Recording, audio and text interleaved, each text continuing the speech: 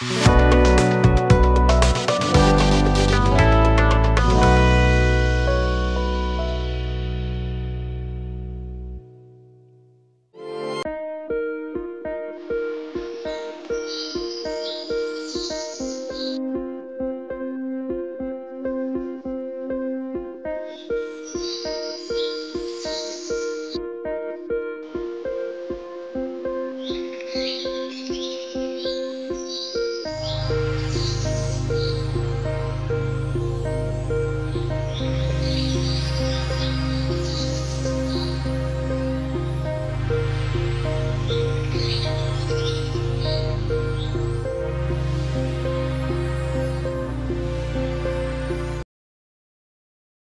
जीशु ख्रीष्ट अति बहुमूल्य नाम प्रभु दास भाव में आपण मान संपर्क इंडिया द्वारा प्रस्तुत कार्यक्रम नुआ सकाल आशारे मु स्वागत जनाऊँगी।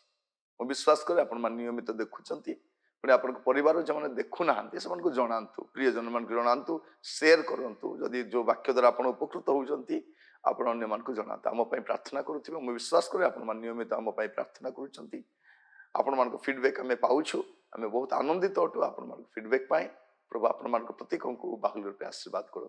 आज जो प्रसंग में प्रभु वाक्य रखापी चाहे प्रसंगर शीर्षक है एठू जीवे कुआडे एठू जीवे कुआडे एठू ए जगत रु गला परे आपण कुआडे जीवे सेटा टिके चिंता करिबा प्रश्न चिन्ह मु आपन को पचारिबा चाहे एठू जीवे कुआडे ए जगत तो जुआडे भी जाई पारुछु आज एठी तो काली सेठी परदिन को सेठी आज पुओ घरे काली झील घरे परदिन नातुणी घरे आज भल लगे ये अच्छु फ्लाइट धरिक विदेश पलैलु ट्रेन आउ कौटी गलु बुलवाई कौटी गलु आज ये चर्च भल लगे अन्य चर्च को गलु आम चारिड़े बुलुचु एठू तो इे साइड जाऊँ पृथ्वी में आप जुआड़े जापर आप देश विषय बुली पारे विदेश भी जापर किसी टेंशन नहीं किंतु एठू ए जगत रु गला कौटी की जीवे से पचार मस्त खोलतु माथ्यू 7 पर्व तार 13-14 संकीर्ण द्वार दी प्रवेश कर कारण सर्वनाश को घेनी जा द्वार असार और पथ प्रशस्त पुणी ताहा दे प्रवेश करने लोके अनेक मात्र जीवन को घेनी जा द्वार संकीर्ण और पथ दुर्गम पुणी तार संधान पाइबा लोक अल्प ये दुईटा पथ अच्छी गोटे संकीर्ण पथ गोटे प्रशस्त पथ आपण जो पथरे जाऊँच आप पहुंचे आपण भूल रास्ता धरिक ठीक स्थान को पहुंचे नहीं आम देश लोक मान नुआ पाठ पढ़ा जाऊँगी कौन जे तुम्हें जो रास्ता गले भी ठीक रास्ता ठीक जगह पहुंची जीव रास्ता भूल ही पारे किंतु पहुंचवा जगह ठीक आम लोक भी हाँ कर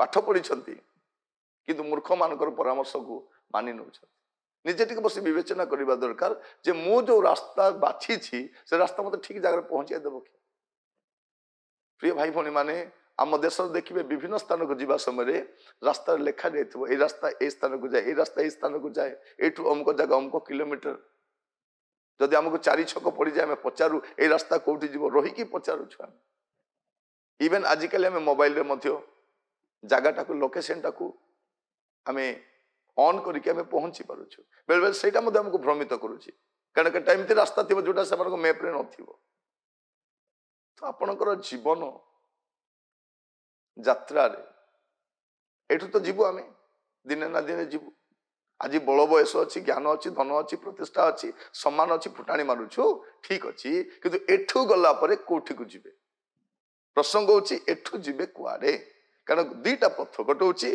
संकीर्ण पथ ता कौन आहुरी संकीर्ण हम आहुरी दुर्गम हम आउ कष्टकर हम तार संधान पाइबा लोक अल्प से रास्ता जीवा लोक भी कम जेतु कम लोक जाती से रास्ता बारी हुए नहीं भिड़ रास्ता चलो समस्ते चलो जगत जुआड़े जाऊँगी लोक भी सियाड़े जाऊँ किंतु बंधु मुझे कहवाई चाहे प्रिय भाई भौणी मैंने प्रभु दास भाव में कहवाई चाहे टी बस चिंता करूँ एठू गले कौटी जी आम समस्त कौच स्वर्ग को जीव आजिकल गोटे नुआ नुआ शिक्षा आसूची नुआ नुआ ल गुड़ा आने चिंता कर स्वर्ग कथा कहब ना नरक कथा कहब ना कहीं कहब ना अच्छी बोले कहबार अच्छी कारण से धर्म ना से चाहते स्वर्ग कथा कहे लोक परिवर्तन हो नरक कथा कहले लोक डरीजे आम डराऊ ना वास्तविकता जनाऊँ ଯୀଶୁ ବାସ୍ତବ ଅଟନ୍ତି, ତାଙ୍କ ଶିକ୍ଷା ବାସ୍ତବ ଅଟେ, ସେ ଯାହା କହିଛନ୍ତି ତା ବାସ୍ତବ ଅଟେ।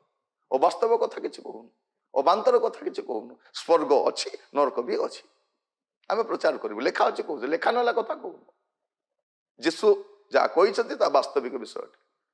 ଆଜି ଚାହୁଁଛନ୍ତି କ'ଣ? ଲୋକ ଯୁଆଡ଼େ ଯାଆନ୍ତୁ, ତୁମେ କିଛି କହିବା ଦରକାର। ମଦ ପିଅନ୍ତୁ, ବ୍ୟଭିଚାର କରନ୍ତୁ, ଲିଭ୍ ଇନ୍ ରିଲେସନସିପ୍ରେ ରୁହନ୍ତୁ, ସେମାନେ ଯାହା କରିବେ କରନ୍ତୁ, କିଛି କରିବା। ଆଜିକାଲି ତ ଆମେ ଦେଖୁଛୁ ଚୋର ଡକାୟତ ମାନଙ୍କୁ ଛାଡ଼ି ଦେଉଛନ୍ତି। ଜଣେ ଲୋକ ସଂସାରରେ ଏତେ କଦର୍ଯ୍ୟ କାମ କରିକି ଗଲେ ମଧ୍ୟ ତା ପଛରେ ମାନବିକ ଅଧିକାର ଲୋକକୁ ନାଇଁ ନାଇଁ, ତାର ମାନବିକ ଅଧିକାର ତାକୁ ଖଣ୍ଡନ କର, ତାକୁ ଛାଡ଼ି ଦିଅ। ପଶୁ ଭଳିଆ ଜୀବନ କାଟିବା ଲୋକ ପଛରେ ଆଉ ଲୋକମାନେ ପଡ଼ିଥାଉଛନ୍ତି। ଠିକ ଅଛି, ଯେ ଯୁଆଡ଼େ ଚାହୁଁଛି ଯାଉ, ସମସ୍ତଙ୍କ ଅଧିକାର ଅଛି, କିନ୍ତୁ ଏଠୁ ଗଲା ପରେ କୋଉଠିକି ଯିବେ? ପ୍ରିୟ ଭାଇ ଭଉଣୀ ମାନେ, ପ୍ରଭୁ ଅନୁଗ୍ରହ କରନ୍ତୁ। ଆଜି ଆମର ନୈତିକ ଚରିତ୍ର ଆମମାନଙ୍କର ସବୁ ବିଷୟରେ ଅଧପତନ ହେଇସାରିଛି। ଆମେ ଯେମିତି ସିରିଏଲ ଦେଖୁଛୁ, ଯେମିତିକା ଟେଲିଭିଜନ ପ୍ରୋଗ୍ରାମ ଦେଖୁଛୁ, ଯେମିତିକା ସିନେମା ଦେଖୁଛୁ, ଯେମିତିକା ଚାଟିଂ କରୁଛୁ, ଯେମିତି ଭଲଗର ମୁଭି ଆସୁଛି, କଦର୍ଯ୍ୟ ବିଷୟ ଆସୁଛି, ଏଇଟା ଦେଖି ଗୋଟେ ଭଲ ସଭ୍ୟ ମଣିଷର ପରିକଳ୍ପନା କରିପାରିବେନି ଆପଣ। ଏଇଟା ଆମର ଗତି କୁଆଡ଼େ ଆମେ ଜାଣିବା ଦରକାର। ଆମ ନାତିମାନଙ୍କର ଗତି କୁଆଡ଼େ, ଆମର ଗତି କୁଆଡ଼େ। ମୁଁ ଦିନେ ବସରେ ମୁଁ ଜର୍ଣ୍ଣି କରୁଥାଏ, ବସିକି ମୋର ମୁଣ୍ଡ ଖରାପ ହେଇଗଲା। ଗୋଟେ ବୁଢ଼ା ଲୋକଟା ମୋ ସାମ୍ନା ସିଟ୍ରେ ବସି ଖରାପ ସିନେମା ଦେଖୁଛି, ହେଇଗଲାଣି 70 ପରେ। କଦର୍ଯ୍ୟ ଲାଗିଲା ମତେ। ସେଟା ଦେଖି ଲାଇକ୍ କରୁଛି, ମେସେଜ ପଠାଉଛି, କ'ଣ କ'ଣ କରୁଛି। ମାନେ ଭାବି ଦେଖନ୍ତୁ, ଲୋକମାନଙ୍କର ମରିବା ସମୟ ଆସିଲାଣି, ହେଲେ ବି ସୁଧୁରୁ ନାହାନ୍ତି। ପିଲାମାନଙ୍କ ଠାରୁ କ'ଣ କହିବା? ମୁଁ ଆପଣଙ୍କୁ କହିବା ପାଇଁ ଚାହେଁ ପ୍ରିୟ ବନ୍ଧୁ, ଏଠୁ ଯିବେ କୁଆଡ଼େ? ଦୁଇଟା ପଥ, ଗୋଟେ ସଂକୀର୍ଣ୍ଣ ପଥ ଯାହା ଆପଣଙ୍କୁ ଜୀବନକୁ ଘେନିଯିବ, ଆଉ ଗୋଟେ ପ୍ରଶସ୍ତ ପଥ ସର୍ବନାଶକୁ ଘେନିଯିବ। ଆପଣ କୋଉ ରାସ୍ତାରେ ଯାଉଛନ୍ତି? ସମସ୍ତେ ଯାଉଛନ୍ତି ବୋଲି ଯାଆନ୍ତୁ ନାହିଁ, ସୁବିଧା ବୋଲି ଚାଲନ୍ତୁ ନାହିଁ। କଷ୍ଟକର ରାସ୍ତା ବି ବାଛନ୍ତୁ। ତା ଦୁର୍ଗମ ହେଇପାରେ, କଷ୍ଟକର ହେଇପାରେ, ସମସ୍ୟାପୂର୍ଣ୍ଣ ହେଇପାରେ, କିନ୍ତୁ ଆପଣଙ୍କ ଜୀବନକୁ ଘେନିକି ଯିବ। ପ୍ରିୟ ବନ୍ଧୁ, ଚିନ୍ତା କରନ୍ତୁ, ଏଠୁ ଯିବେ କୁଆଡ଼େ? ନାଇଁ, ମଲା ପରେ କିଛି ଚିନ୍ତା କରିପାରିବେନି।